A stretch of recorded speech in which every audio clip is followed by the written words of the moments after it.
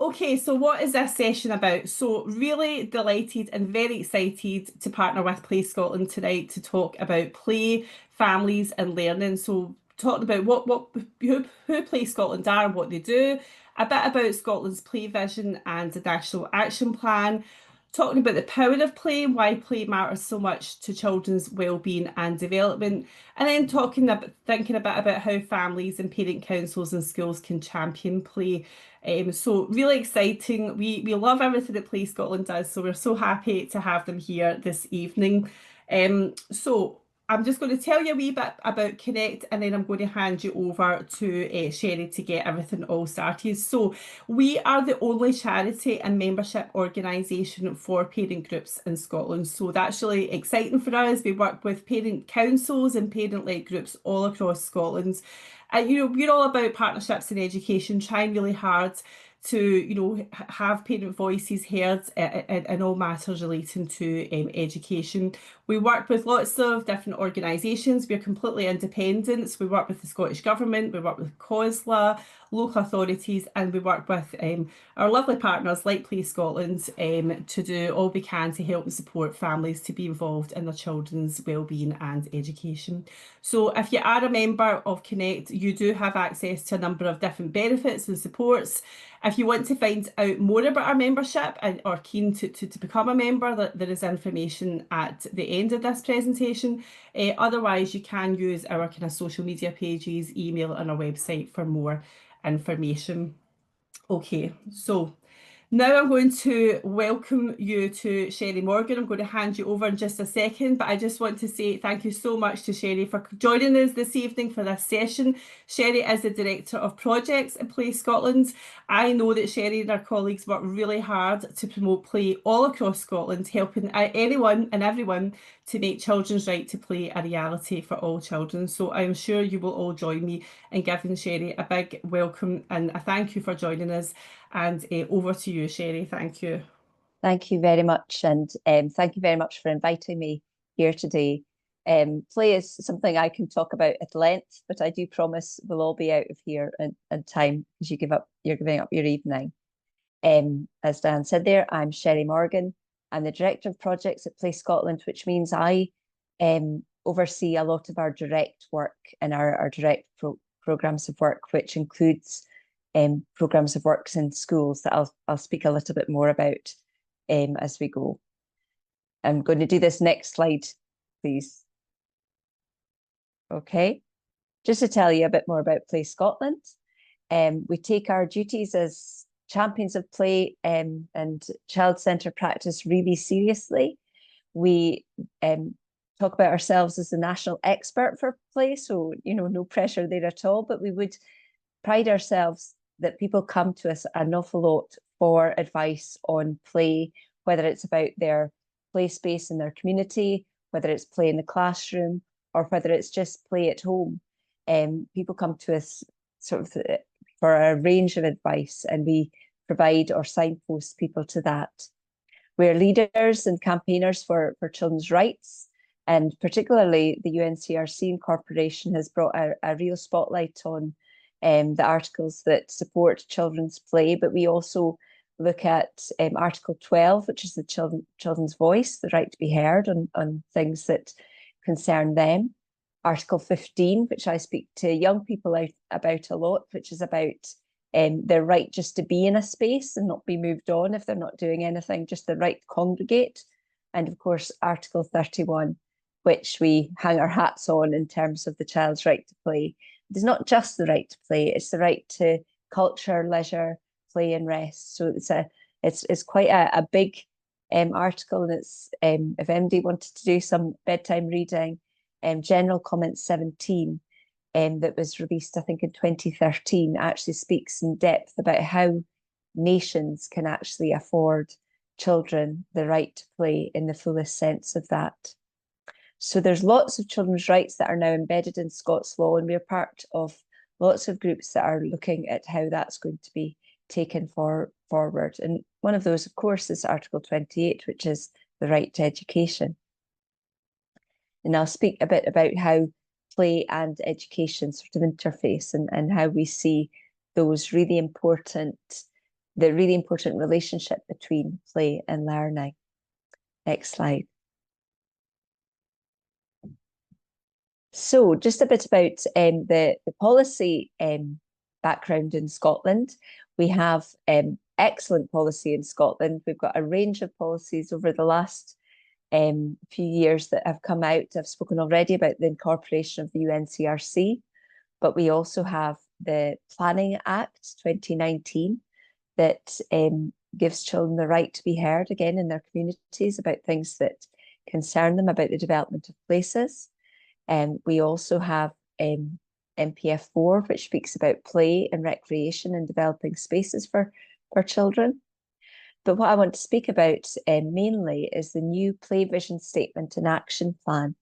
And that was actually, it's kind of hot off the press still, because it was just launched back in March there, at the end of the last financial year. And it had been a long time coming. It was a 3-year project. We had actually already reviewed the play strategy that was 2013. And we had a sort of a review and a step-by-step action plan that we wanted the government to take forward. And then, of course, that was around 2020, which, of course, was the COVID year for us all. And then the government asked us to go back and actually speak to children again about what they wanted in terms of play. And what children spoke about, and it won't probably surprise many of you, was about them wanting to get back to school. They wanted to get back to their friends. They wanted to get back to their play spaces, because for children, the opportunities they had at school were far more than just their learning opportunities. It was their complete social sphere and relationships with their peers that they missed. And so we have been in a journey since then. And so the children asked us for more play and better play. And so we had an internal group and an external group that was chaired by our outgoing CEO, Marguerite. And we had a broad range of people that fed into that group.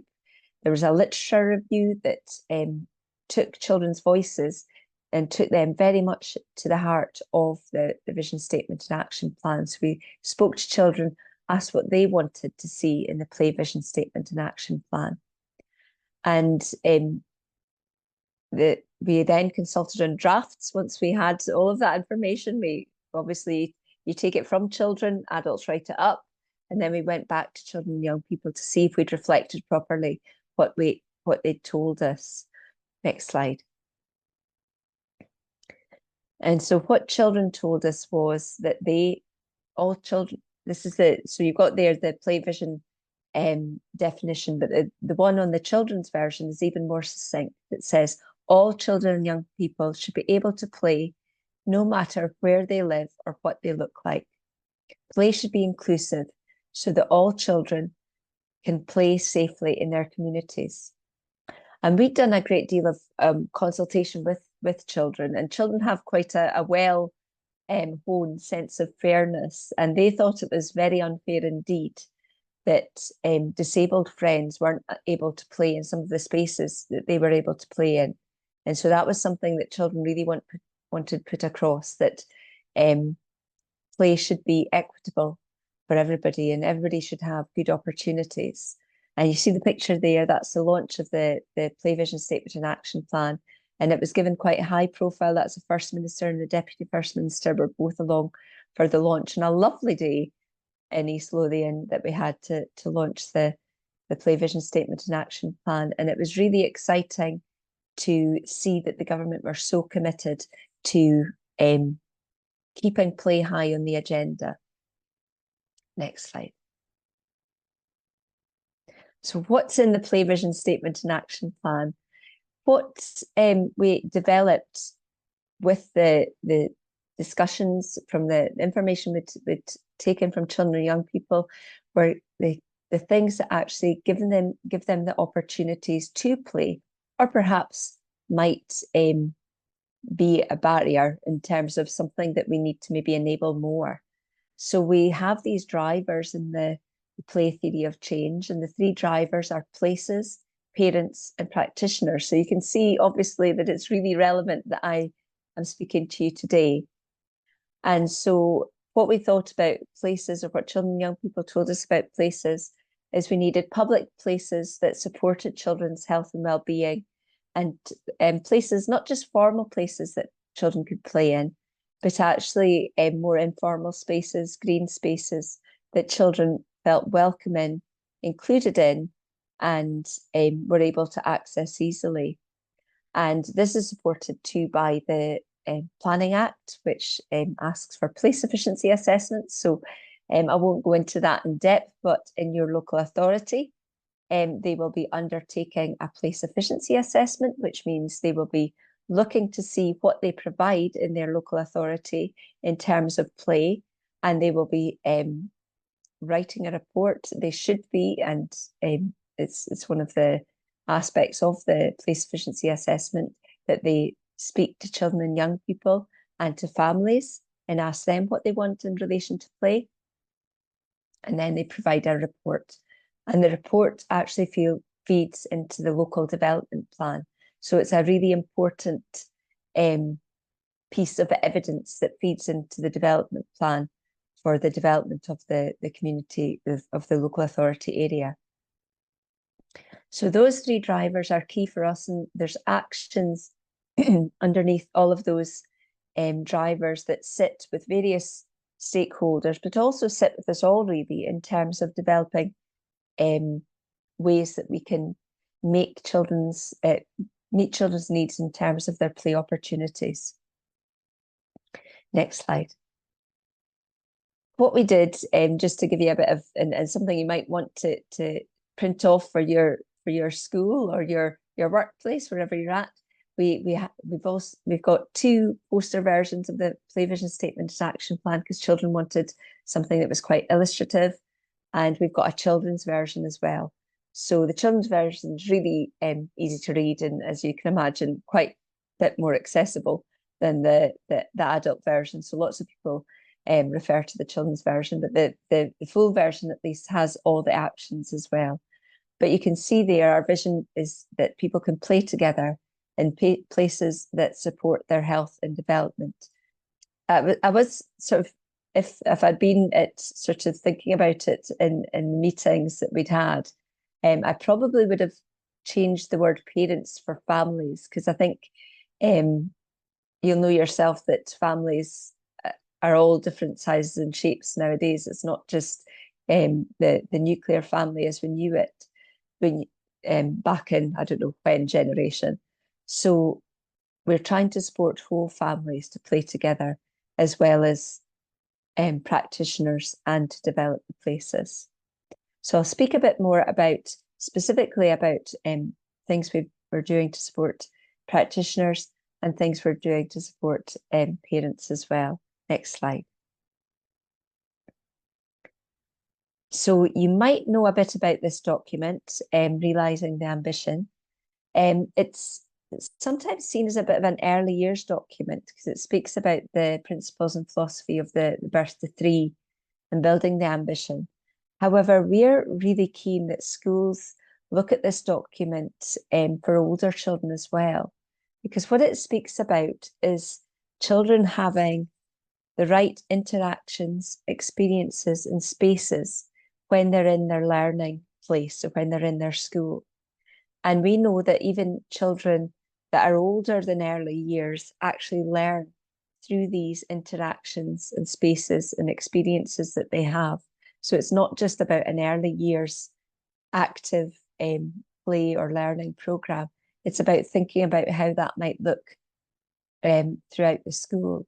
And it also can be about how we look at play in our home, and how we think about our interactions with children, how we think about spaces that we set up, and sort of the resources that we bring to our children, what experiences that we have for them, how that will develop their how that will support their development, how it supports particular pre-literacy, pre-numeracy skills, also as they get older, how we can continue to communicate through play and through less formal activities. Because I know with teenagers, my children are now older than teenagers, it's much easier to speak to them when you're busy doing something, or when you're doing an activity that means that you're not having direct eye contact. So it's these sorts of things to think about in terms of developing relationships that can actually help us in our lives as parents, but can also help children and young people to continue to develop their social skills that they need to develop to be successful adults.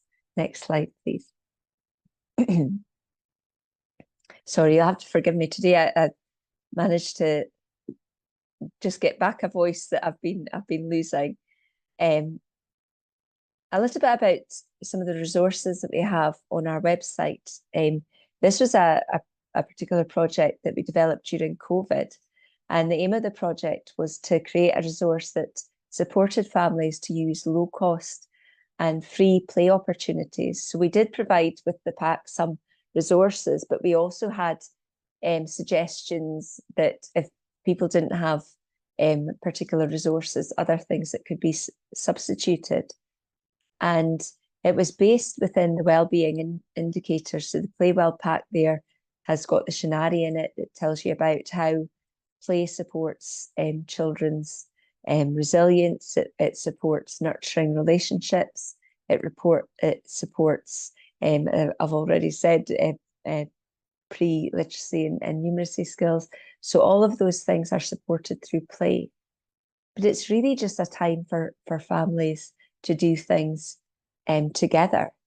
Because we know now parents are really busy and there's so many pressures on their time and attention. And we were speaking just before we started the session a little bit about screen time.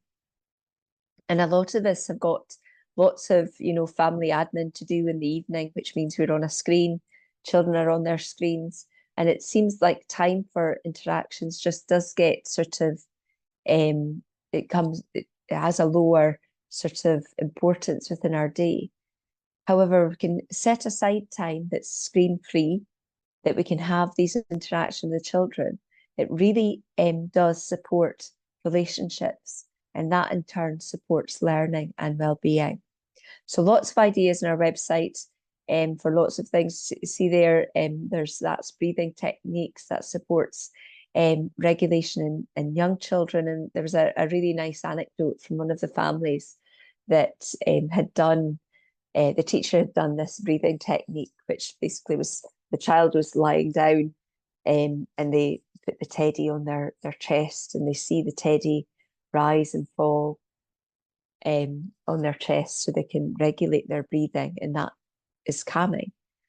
And the child had actually felt deregulated and was able to articulate, I need to go and have some teddy time, and put the teddy on our heart to regulate their breathing, and actually recognize that actually some of these techniques are maybe things that we can give to our children, enable to support them to manage their own emotions when things get too big for them to manage. Next slide, please. And we developed these cards that had particular, and these are all available free on our website. So these cards had particular activities on them that could be done with younger children. So it had things, little things about ideas about why this might support well-being, and then things that you might try at home. So again, the teddy, but you might play other games with a teddy, like hide and seek, and that sort of builds children's knowledge about permanence and also just skills about problem solving. So lots of really simple things that younger children can do with really low cost or no cost resources. And what I was speaking to a group of professionals that work with parents in the home, and I spoke to them about incidental opportunities for play, and thinking about ways that we can include play in sort of really some of the mundane things that we do day in, day out, just to sort of get us through. So things like matching socks, things like sorting the recycling, things like putting the shopping away. Is there ways that we can make that playful so we can turn a chore into play? So it's not just about having sort of a set time, but it's actually about these little and often opportunities. Because what I'm trying to get away from is sort of the Pinterest perfect picture about play. We're all, in our picture perfect families, and we've all got time to play. We're all feeling very calm. It's not like that. We know people's lives are busy, so it's things that we can slot into our lives that will actually help us feel a bit calmer if we can think about actually what I'm doing here is supporting well-being. It's play. Next slide, please. And just thinking about how many simple games and activities can actually support attachments. Games that have survived generations, and actually we've lost some of them just through not using them. Things like clapping games that I know I used to do lots in the playground, but things like things that involve gentle touch or positive touch are really important to some children, although some children resist touch. But it is about sort of supporting the child, feeling that they're supported and feeling a sense of belonging. Things like follow the leader means that that the adult takes a turn to lead, but actually the child also gets a turn to lead. That sense of pride, of being important, of being the one in charge, the one that can make choices. And we'll all know that all of the rhyming songs and finger rhymes that we learn at nursery, and it's often a really nice thing, even at the age sort of post-nursery, a bit older, when children are tired, it can be really nice to share some familiar songs or rhymes just to sort of help us with routines. Things like I Spy, that we can promote children's sort of observation skills and looking for patterns, not just looking for things that start with letters, but looking at lots of different things, colours and sort of things that a child will be able to participate in. And lots of these things, though simple, are really important for children's development and learning. And we do some of them without even really thinking about it. And there'll be things that you do that you don't even realise is a playful interaction. And there are perhaps playful interactions more than free play in the perfect sense, but they're really ways that we are supporting attachment with our child and increasing their feelings of well-being and being included. And I'll show you a really short film from a TED Talk. Go to the next slide.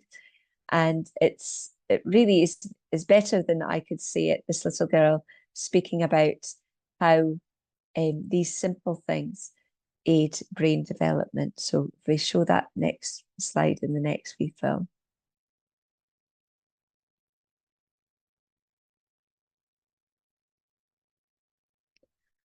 I can't hear it, Diane, because you're on mute. Million neural connections. Our brains develop faster in our early years than at any other time in our lives. It can create up to 1 million neural connections every second. But we need your help. Our healthy development depends on these top 5 things. 1, connecting. 2, talking. 3, playing. 4, a healthy home. 5, community. All of this helps our brains and us reach our full potential. So what's something you can do that can really make a difference? Scientists call it serve and return. That's just a grown-up way of saying connect, talk, and play with us. And here's the really big news. Our Ari, you ready? Ready? Copycat games build imagination and empathy. And Naming games build vocabulary and attention. Ari, Daddy, Ari. And games like peekaboo, yep, peekaboo, actually build memory and trust. Each time you talk to us, play with us, make us laugh, it not only builds and strengthens our relationships and mental health, it actually teaches us some of the most important life skills. From making friends, to taking a test, to getting a job, to one day maybe even starting a family of our own. Interactions early and often matter. Take it from me, the 7-year-old up here, talking about brain science.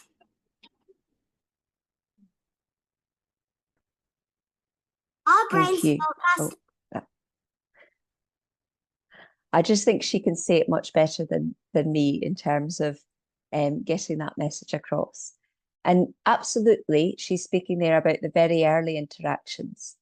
But these interactions are really important throughout a child's development and right into their young adulthood.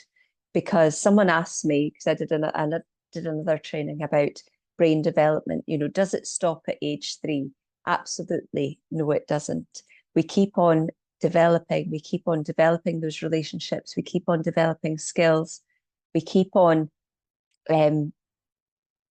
developing our confidence in those interactions that we have with our children in a playful way. And we have another training that we do. It's about having a playful mindset, and being curious with your child is one of the most powerful things that you can do in terms of learning together. So instead of maybe, say, when a child asks you a question, giving them the answer, maybe thinking, oh, together, I wonder what the answer could be, and think of ways that you could perhaps discover the answer together.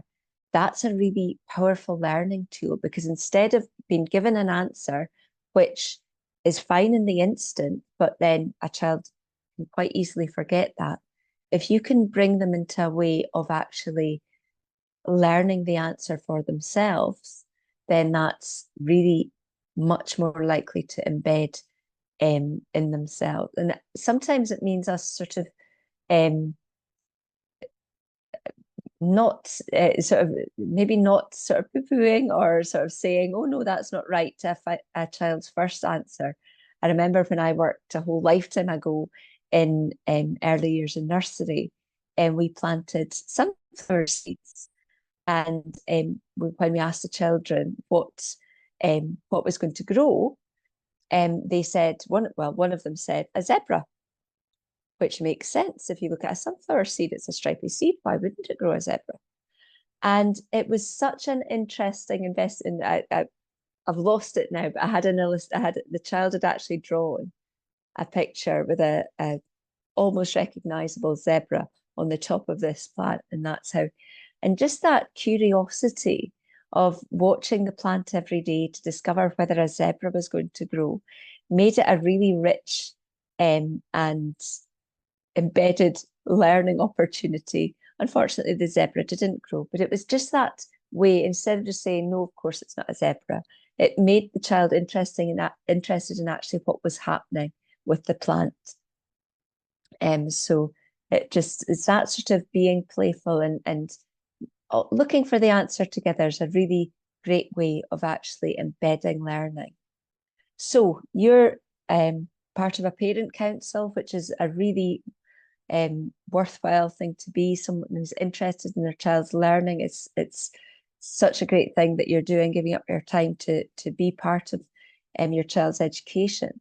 So playful learning for us takes a variety of guises, and we've got a few playful programs that we deliver in schools. But what we would say to teachers who come on training, it is about that curiosity and fostering active learning. And some of the ways that schools embed playful learning within their organisation within their school is they have a play policy. They actually look to see how play fits within their curriculum and or their free play within the playground. So these are some questions you can perhaps ask in terms of what's your school doing around playful learning. And why we would say playful learning is important, which is maybe what I should have said first, is it because it embeds learning. Not only does it embed learning, it's because it's fun, children are more likely to be engaged and to want to actually learn. So again, it's coming away from the rote of just children learning things through just writing things down over and over, or we're away from that now, but sort of just really quite prescriptive ways of children learning. It's a much more curious and engaged way of learning. Going outdoors for learning is absolutely shown by research to really embed children, the learning that children do. So it's, taking a maths lesson outdoors is really impactful for children, early numeracy, because children will remember what they'll do. You'll probably know when you ask children what they've done at school that day, they'll likely say nothing, but they might tell you what they did outside. They might tell you what they did in the playground. That's probably the biggest memory that they have. And so does your school have an outdoor learning policy? Do they take children regularly outdoors? And one of the things I would say is really important too, again, another chat we were having just pre this meeting, was it's so dark in Scotland now in the evenings. Children are in school during our daylight hours in the winter. So we need to be really clear that children need to be outside to get any sunlight that's available to them that's possible in the winter time. Are playtimes valued in your school? Are teachers looking to develop their playgrounds, not particularly putting in fixed equipment, but are they putting in some resources so that children aren't just standing around, they've got things to do in their playground? And so actually, so when they come back into the classroom, they've actually had some recreation time. If we think about playtime as sort of the way that we would sort of decompress after a day of work or after a session at work, and think about how important that is for us not just to have really solid blocks of work. We need to have breaks. I know myself, I'm on a laptop most of the day, but I do take myself off. I'll make a cup of tea. I'll have a break from that. I'll do something else. I might read something, or I might take a walk outside. And that actually, when I come back to do whatever the piece of work I'm doing, I'm much more ready to learn. I'm much more ready to do. And that's the same for children. It's even more so for children. So these are some questions you can perhaps ask your school. Are they delivering playful learning? Because we know that playful learning increases engagement, and that will increase attainment. So next slide, please.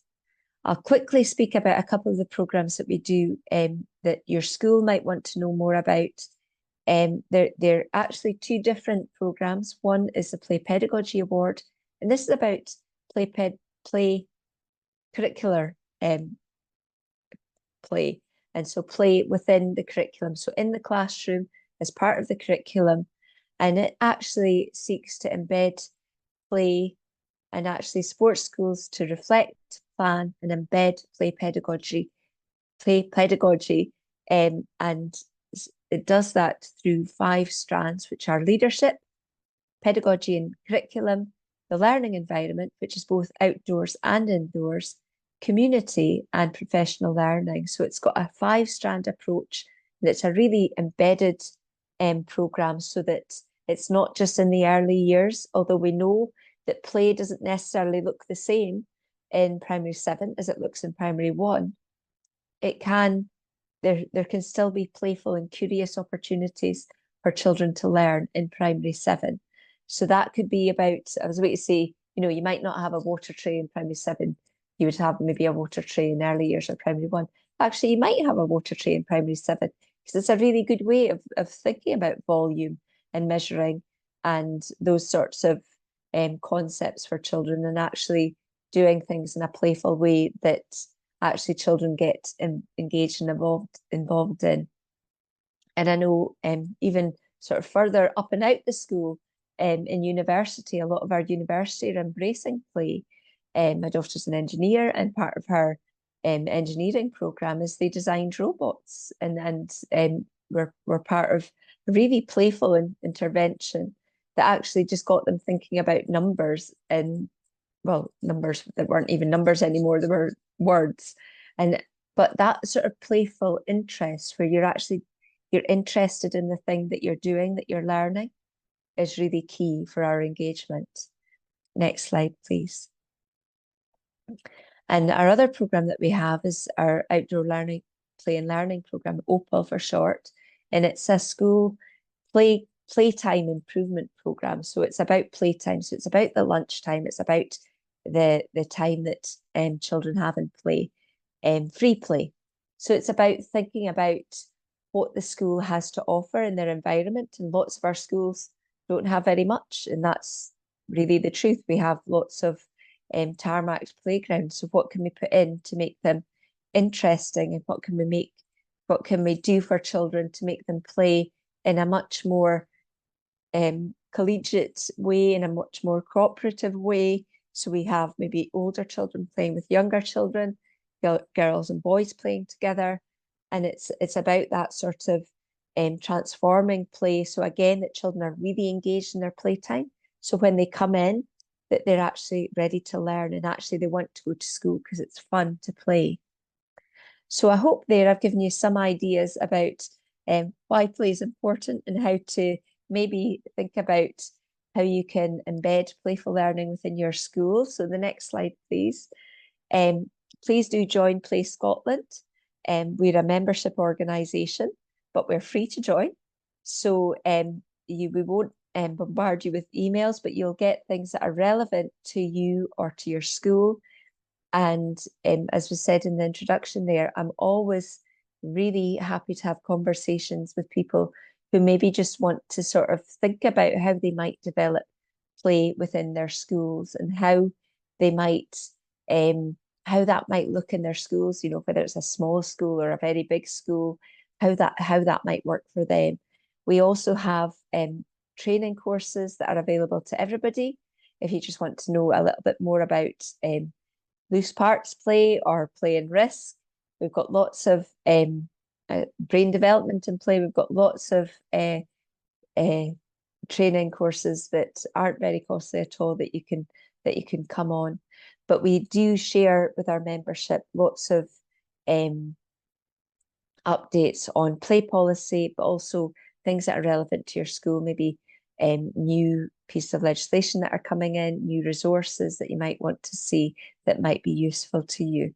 So I think I'm going to stop there so that we have some time for questions and some chat.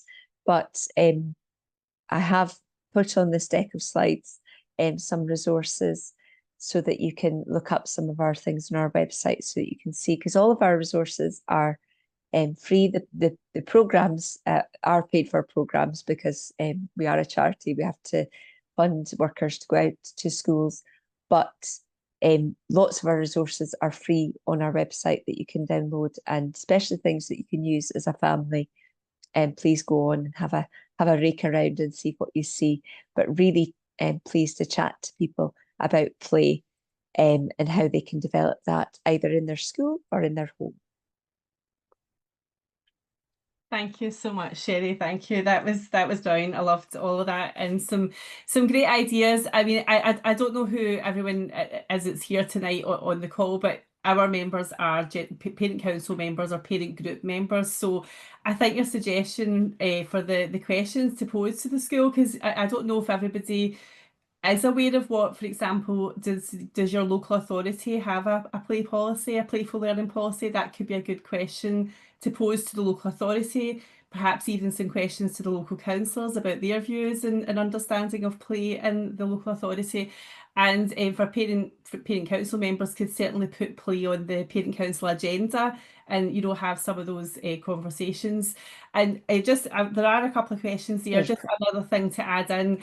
last week I ran a session here on campaigning, and we were talking about the role of parent councils as campaigners for their school and wider community. One of the suggestions that I was talking about was looking at play and children's rights, and perhaps both of them together, and looking at, you know, what role parent council members can play in their local school community in relation to play, and talking about it. Raising awareness, so not necessarily campaigning because of something negative or a deficit, but campaigning as a kind of awareness raising, sharing information. And I suppose one of the questions that I might have posed to you tonight, because one of the things I suppose that I would hear about a lot, Cherie, with wearing all my different hats that I wear in my life, and that is that I think some parents do worry about the balance between the sort of academic pressure and having to, you know, especially as children move into primary one, there is sometimes a sense of urgency for children to get on that pathway of learning to read and write and their numbers and that sort of thing. And I don't know, just if you got, before I move on to the questions in the chat, I just wondered if you did have anything to say or any advice or information about, you know, just that sense that play might feel like something that's extra or after that sort of thing. Do you have anything just to start us off, and I'll go on to the questions in chat. Yes, absolutely. I think it is quite a UK thing that we do seem to have this urgency. I think we all have this memory of ourselves being at primary one and having a little box of words that you got pretty much from day one. And there was this sort of feeling that it was a race that to learn to read. And what we see, and it's a really difficult one to overcome, because it's a cultural feeling, it's a cultural sense that children have to learn to read at 5 and some of them at 4. And we know from research in other countries, and I've been along been lucky enough to go on international visits, that actually children, if they're not formally learning to read by 4 or 5, they will still learn to read and to meet the same skill set by the time they're 7. So there's no detriment in delaying the formal learning to read that children do. In fact, there's a good deal that can be done to embed certain skills for children, so when they are actually formally learning to read and write, that they actually have the skills to do that. I mean, some of the really simple things in terms of play is like small muscle movement, in terms of ensuring that children have the muscles in their hands to hold a pencil when they need to hold a pencil. And that is done through manipulation. So it could be Play-Doh, it could be clay, or it can be just like working with small loose parts outside and doing sort of really interesting fiddly things. But if they don't have muscles in their hands that they can hold a pencil, then they're not going to be able to sort of, well, they're not going to be able to write effectively. And it's that sort of foundation skills that we learn through play that actually we can really get those right.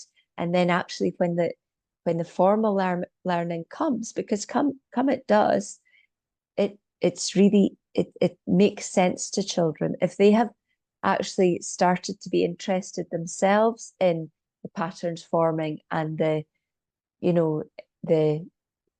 knowledge that representation is one of the things that Tina Bruce speaks about. So basically, if I have let me see, what do I have that I can grab? Okay, if I have a TV remote, not that you're taking a TV remote into school, but if I have a TV remote, I can use this for various things. I can make it a microphone. I can make it a wand. But a better example would be a stick, I suppose. I can make it lots of different things. And that's what I would call a flexible resource. But what I am doing in that piece is I am actually saying this represents that. And that is reading, because that is meaning, that is letting you know that something that has no relation to what I'm saying, like a letter, that's like shaped like a round thing with a tail or whatever it's shaped like, can actually represent something else. So it's really important that we know Representation is done in play all the time. Children saying one thing stands for another. That's reading. That's early reading. And that's sort of embedding those skills that, oh yeah, that one thing can stand for another thing. And the same as for numeracy, sort of matching and those really early skills that we do with children, really embeds that number, that ability to sort of learn and sort of be comfortable with numbers. And I would say top of the list, of course, is storytelling. And I would say for storytelling and bedtime stories and stories, any kind of reading, any kind of written material, and even if it's just picture books, telling stories about things is really important for children's learning because it embeds that interest in learning.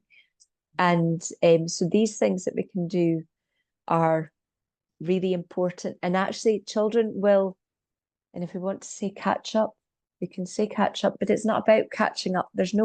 I'm not sure who made it a race, but if we could step away from that race, children will learn to read because they want to. Children want to learn to read. They want to make that look like their name and start to do things that are recognizable. So children want to do that learning.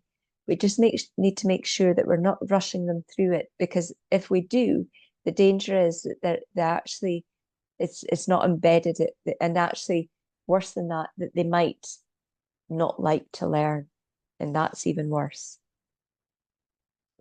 Thank you so much. That's it's so reassuring to hear that. And again, I suppose just putting my Connect hat on and the work that we do with our members here, a fantastic opportunity for parent council members to lead the way in the school community, using this sort of information to reassure parents and carers and families, but also to work in partnership with school leaders to start that message off from the beginning as children transition into primary one and throughout their journey.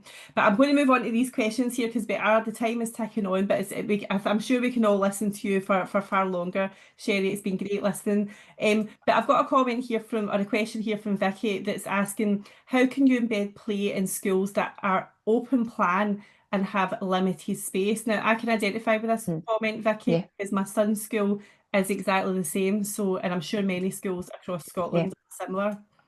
Lots of open plan schools now in Scotland. So if my colleagues were here, I would have them speak to you about it. But sometimes you get the idea that play is chaos. And play in schools, when I'm speaking about playful learning, it's not chaos. I'm speaking about curiosity and active learning that doesn't need to be a sort of big noise event. Now, it will be more noisy than children sat in rows, but it probably should be. And I think there's lots of really playful ways of taking the volume down if it is getting too much. But I mean, it depends what the noise is. If it's children asking questions and engaging and being curious about their learning, then perhaps that's not going to be something we need to get too concerned about. What I think we need for play pedagogy, though, is this whole school approach, so that everybody is confident that what is happening in a classroom isn't chaos, that actually that there is a learning intention, and children are doing something, and there might be parts of the day that might be louder than others, and it's having that confidence in practitioners and with their colleagues to understand what's happening. So that's why it has to be a whole school approach, and that it shouldn't be a shock to people when they walk into a space or they're beside people in a space that there's activity going on, and that it might be a wee bit louder, but when it needs to be quiet, play can often be quiet as well, because I'm not speaking about children running about the classroom, I'm speaking about engaged, curious learning. And so, but certainly if you wanted to know more and have examples, if a school was nervous about taking that approach because they were open plan, I would signpost you to colleagues who would give you examples from schools. A lot of schools are in that position. Thanks so much for that, Cherie. Laura's asking, do you have any suggestions for items that kids like to play with in the playground? We have hula hoops and space hoppers, but our parent council are keen to invest in others. And I suppose as an add-on to that question, we hear this term loose parts, and I don't know if you can Yeah. tell us what that means as well Yeah. in relation to, I think that probably links in with that question, possibly. Yes. Okay, well, loose parts. What's loose parts? I do have a slide on this somewhere else. Loose parts is just stuff. It's things, it's resources, it's recycled items or just things that you can play with, things that you can adapt. And there's certain characteristics of good loose parts. They can often be manipulated, they can be used to build things, they can sometimes be passed through, you can go under them, you can go over them. And I would have to say hula hoops are fabulous. The range of things you can do with hula hoops. If I was going on a session and I could only take one resource, it would be hula hoops. I'm great at hula hooping for one thing, but also the amount of things you can do with hula hoops and bean bags and different things you can do with that as a loose part is great. But we have examples of other maybe more resource intensive, but not cost intensive, that you can do in playgrounds. Through our OPAL program, we have suggestions for particular loose parts that children seem to like over and over, and that actually afford children opportunities to play in the sort of intergenerationally. So it's not just the older children always playing together and the younger children playing together. So things that can make up obstacle courses, things that can be used for large manipulation, like large blocks or planks, wooden, sort of you can sometimes get your council to cut you some wooden coins if they're cutting down trees. We have a few schools that are thinking about sand pits and those sorts of things.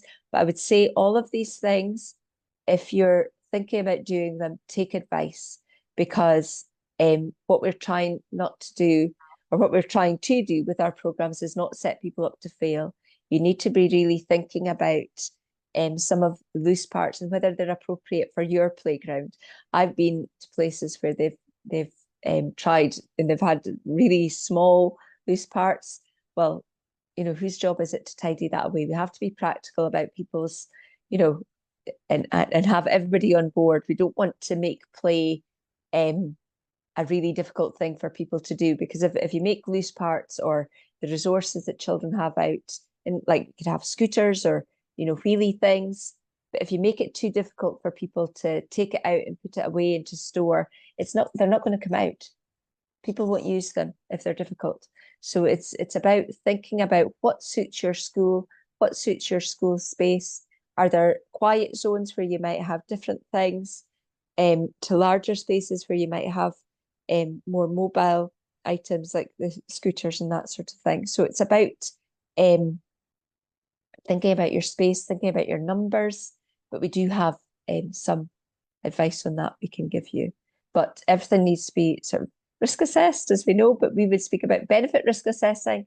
So thinking about the benefits that children will get from playing with things, not just risks that might happen. And what we would say with loose parts is, if it's recycled or free, then if it gets broken or it has a sharp edge, then you just put it out, you recycle it, you put it away. It's not, not expensive pieces of equipment that once they get broken, that it's a disaster, because that's a big resource. So, make friends with your local DIY place. Think about, do you have a scrap store near you? But really do take advice about risk and actually the types of loose parts you might want to think about. Yeah.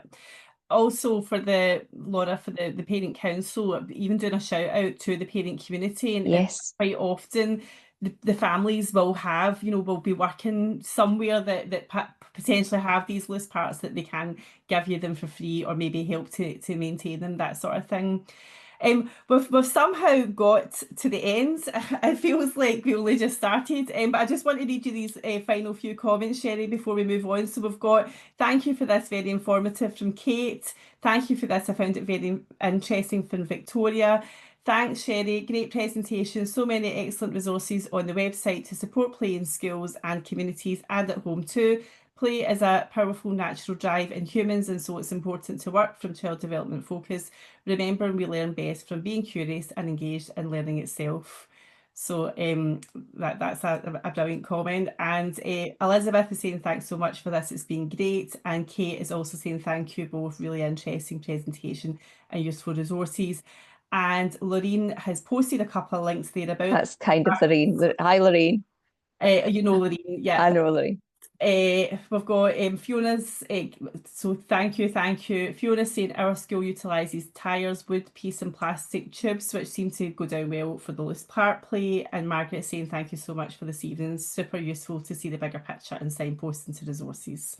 Thank you so much for that. I think that's a lovely way to end. But yeah, it has been a fabulous conversation. And, we really, are going to try hard here and connect and think what else we can do as well to carry on this conversation with our members here as well, to try and empower parents and parent council members to try and lead the way and kind of getting play at kind of central in school communities.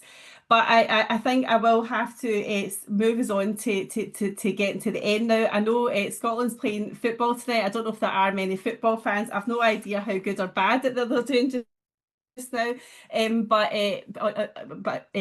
let's have our fingers crossed that they're doing okay. Yeah. But I just want to say another big thank you again, Cherie. Thank you for coming along on a Tuesday evening, especially when it's so dark and miserable. Oh, Fiona saying 1-0 to Scotland. Oh my goodness, that's exciting. But thank you so much, Cherie, for coming along. It has been really helpful and fantastic to see some of those resources we know we can go to. And for people who attended tonight, can click on the poll that's just come up on screen just now, just to give us all that sort of instant feedback that we can meet Cherie, Fiona and I can have a look at right away. We do have the evaluation form, so if you've got any questions or comments for Cherie, we will pass them on to her. If you're looking for something in particular from Play Scotland that they can consider or reflect on, or see if they already have that, and certainly we can have a think with Play Scotland if there's something else that we can do together in the future. But otherwise, thank you so much for the questions, and wishing you all a very good night, and hopefully see you all again soon for another fabulous session like this. Thank you.